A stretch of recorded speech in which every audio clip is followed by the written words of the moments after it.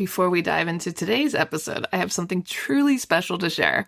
Next September, I'll be leading an intimate women's retreat through the south of France and northern Italy, and you're invited. Picture this: mornings exploring the colorful markets of the French Riviera, afternoons sipping wine, and a hotel view with golden Mediterranean sunsets. Whether you love photography, food, or just want to reconnect with your playful creative self, this trip is designed for you. Spots are limited, so if all this sounds like your kind of adventure, please visit tourwithabsolutely.com and look for the tour France and Italy with Crystal. You can also send me a message or check out the show notes. Claudine Hemingway is a descendant of famed writer Ernest Hemingway. We bumped into each other at a party and decided to team up and dive deep into French history, but with a twist, by bringing a spotlight to those lesser-known creatives in France. This is History with a Hemingway. Welcome back, guys. We are back with our final installment of the Chapels of Notre Dame. Don't worry, we are not finished with Notre Dame, but we are finished with the chapels in this episode. I'll let Claudine take it from here.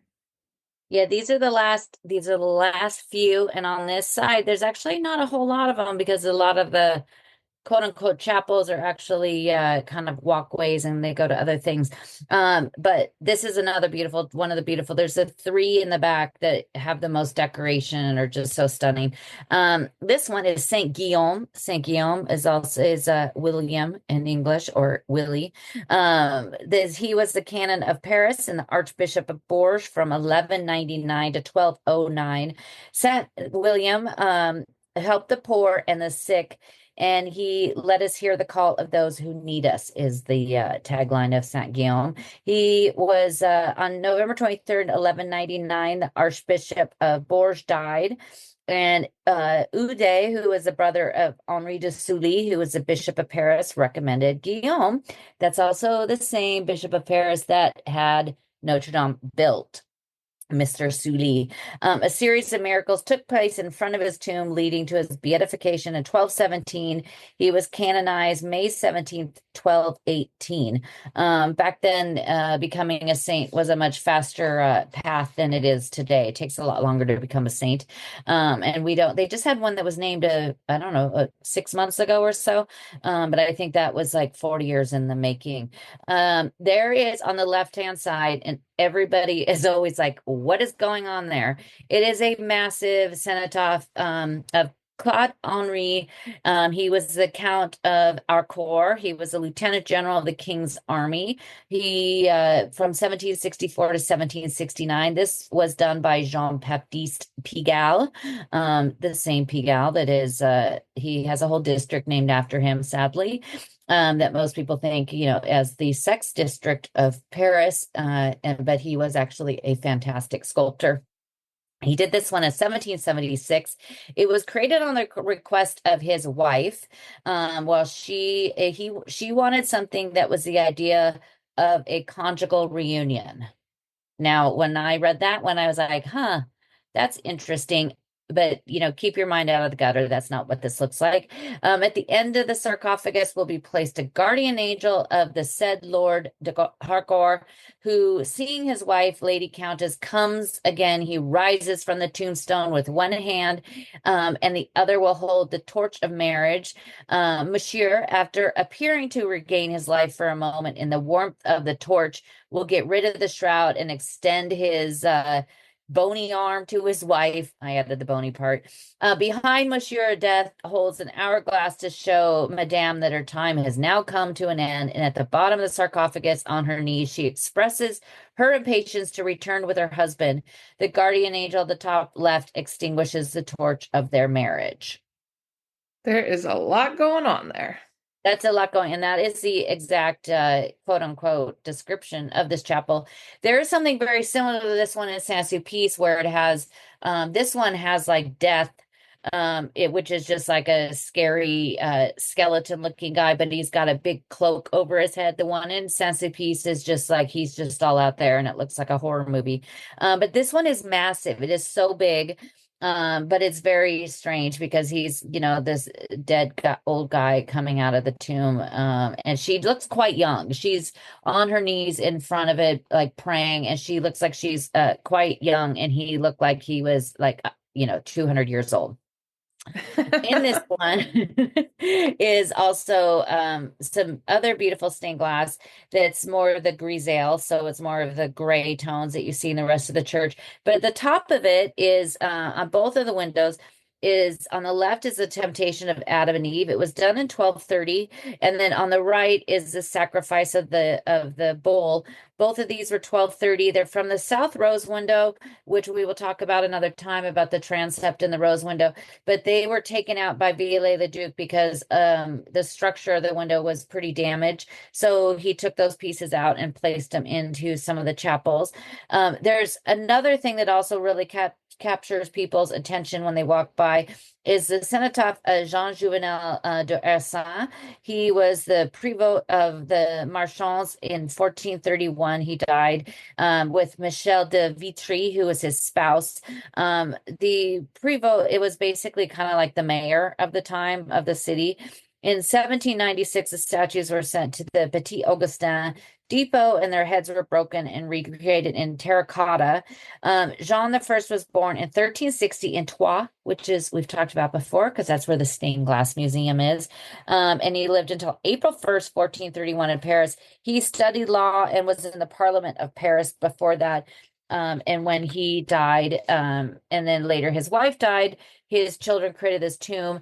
It used to be where you see it's like two people kneeling in prayer, and the original ones each set on their own base, but all that was destroyed in the revolution. So this is the only part that was saved. But it was in 1449 that his children were purchased the right of having this chapel dedicated to their family. So that is why they are still there, even though they didn't know they probably were going to get to share it with the creepy dead guy coming out of the coffin statue at the end of it. There's a bronze crucifix here as well that was done in 1850. It was donated by Pope Pius IX for the baptism of the Prince Imperial, which was the son of Louis Napoleon, later known as Napoleon III. There's an altar set there as well, and the altar that is in there is new. It's done in 2024 by Jean-Baptiste Petre, and it was done after and uses some of the pieces of a altar that Viollet-le-Duc did in 1865. It was inspired by the high altar of Viollet-le-Duc with elements that had disappeared, and it has some really beautiful candlesticks on it and has 3 angels on it, and they're holding instruments of the Passion, including the crown of thorns and the nails. The next chapter is dedicated to Saint Mary Magdalene, or Madeleine, as she's known here. It's a disciple of Christ, of course. In there is a plaque for the Monsignor Jose Arcboleda. He's the Archbishop of Bogota, Colombia, from 1835 to 1853. He was the auxiliary bishop of Paris from 1952 to 1966, or when Pierre Bro, who was the auxiliary bishop, and they decided to have this created there. Monsignor Claude Frio was the one that then requested it later to be moved here. He was killed at the opening of the annual event of Saint-Geneviève at Saint-Étienne-du-Mont. So somebody came in 1997 into Saint-Étienne-du-Mont while he was there on the altar preaching and killed him. I mean, that was a surprise. And 1997. that wasn't that long ago. I rarely talk about anything after like 1939. Yeah, that's way too recent. Way too recent. But on the walls, we're back to some of the Viollet-le-Duc murals. This one of the life of the Virgin. Or sorry, Life of Saint Mary Magdalene. The stained glass was by Alfred Géronte, done in 1863, and also has a commemorative medallion in the top of the stained glass of Antonio Garibaldi, who was also the Archbishop of France. There is a commemorative stone and stained glass medallion there that is for him. He was a bishop He was ordained in 1819 and then became a bishop in the post for the Holy See.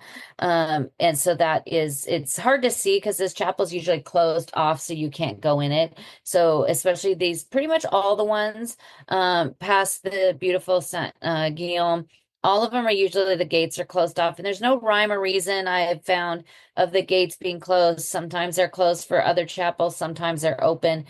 There really doesn't seem to be any rhyme or reason. So every once in a while I come in and one of these is open and it's like, ooh, go pop in there, check it out.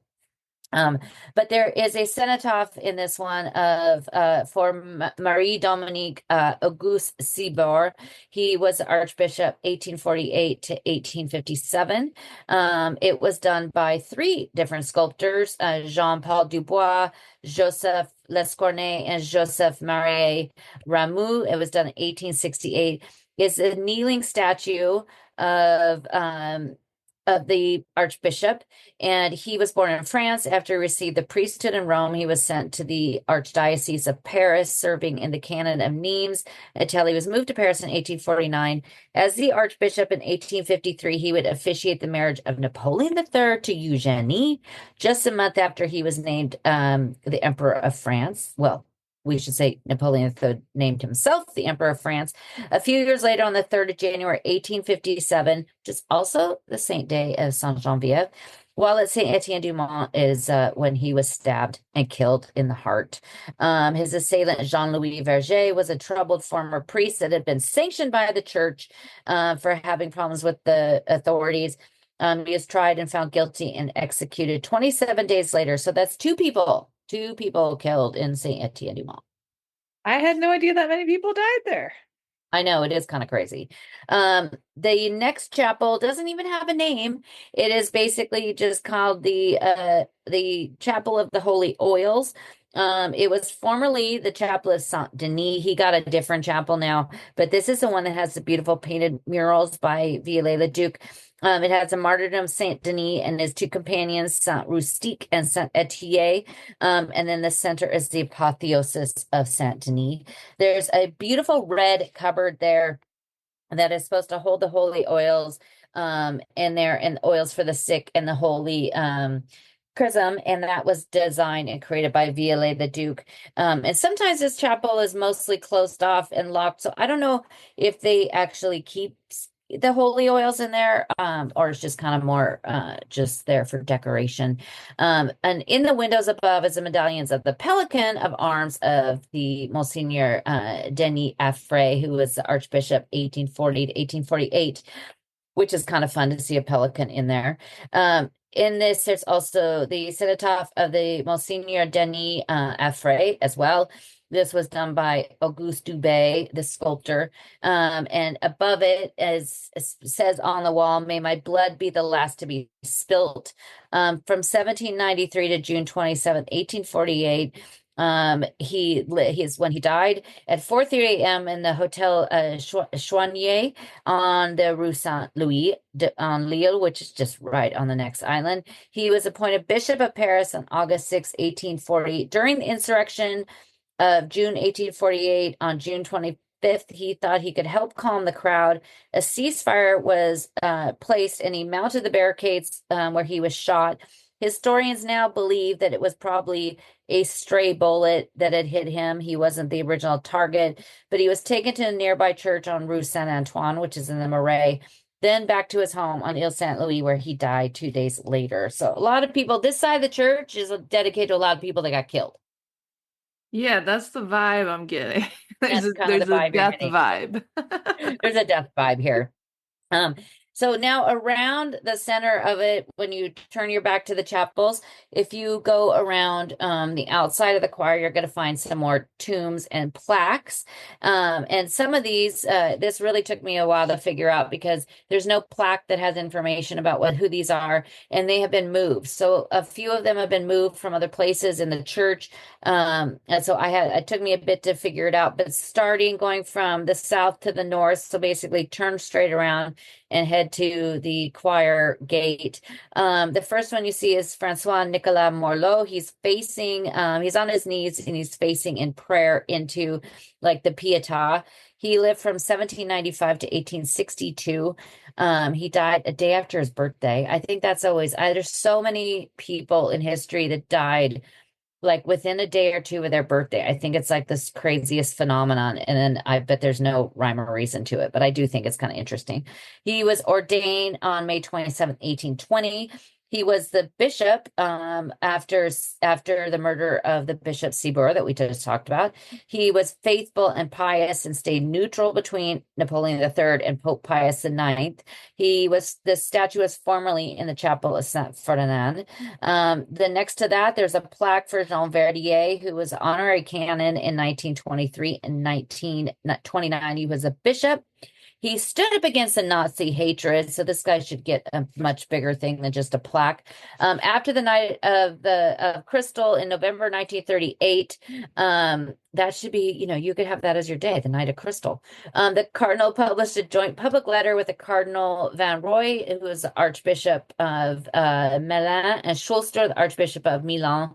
He criticized the murder and deplored the fatal outcome of racial theory in Germany. Very close to us, in the name of the rights of the race, thousands of men are hunted like beasts, stripped of their property, real outcasts who seek in vain with civilization and asylum and a piece of bread. So I think he might be my favorite guy in there because he stood up against that. The next one is for Louis Ernest Dubois. He lived from 1856 to 1929. He was ordained September 20th, 1879, and he's the youngest bishop of France when named to Verdun. He became the Bishop of Paris in 1920. He attended the consecration of Sacre-Cœur in 1919 and the conclave of Pope Pius XI. This tomb was done by Jean-Henri Bouchard. Now, at the very back, opposite of the crown of thorns, below the cross in the Pietà, is Simon de Bussy. He died on June 22nd, 1304. He studied law. This is the oldest of any of the ones that's here in the church, except for the statue of the Virgin, of course. He was the canon of Notre Dame de Reims in Champagne from 1269 to 1289. Then he became the Bishop of Paris in 1290 until his death in 1304. He took over after the death of Maurice de Sully, who was the builder of Notre Dame. Then there is a plaque to Emmanuel Suard. He was a bishop through World War II. He denounced Hitler and the Nazis, so we like him too. He was bishop from May 11th, 1940 to May 30th, 1949. That must have been a really hard time to be the bishop of Notre Dame during the occupation. He was named bishop during the exodus of when the Germans frequently searched through the house of the archbishop there. He was the day after the Valdiv roundup, which we've talked about, that horrific moment of history. He wrote a letter to Pétain to protest against that, later criticizing for being, he was criticized to be too loyal to Pétain. And the last sculpture you'll see is a statue of Leon Adolphe Amet. And he's also on his knees praying, and he's also facing the Pietà. I kind of like how they set these two up so they look like they're looking into the Pietà. He was born in 1850. He died in 1920. He was ordained a priest in 1873, and he followed in 1908 the Bishop of Paris after Beloy. Claude Bussy had scored the martyrdom of Saint Sebastian in May 1911. And this Bishop Amet threatened Catholics if they went to this performance of Claude Debussy's score that they'd be excommunicated. And there's a statue of him in Sacre-Cœur as well. I think that's kind of a funny thing that he decided to stand up for. Yeah, that's very random. Also, I want to go look for that statue now. You need to go find it in there, go up the hill. But it's also like, so that's what he did. But next to him are the guys that stood up to Hitler and the Nazis. Wow. But Also, they all had to have something. I'm changing my birthday to the Night of Crystal. That's the new one. That's a nice. It is spelled with a C, but we could go ahead and call it Saint Crystal. Same. Yeah. I love it. Me too. Well, guys, I hope that you enjoyed this tour of the Notre Dame chapels. And don't worry, as I said in the beginning, we are not finished with Notre Dame. We just gave you all the info on the chapels. And make sure when you arrive with your patients to see Notre Dame, you bring this with you and look at the chapels because you have your own audio guide now. And head over to Exactly. ClaudineHemingway.com to learn more and tune in next week. Thanks for listening today, guys. If you're interested in learning more about Claudine, her tours, history, and the beautiful photographs that she posts all over Instagram, tune into her website, ClaudineHemingway.com.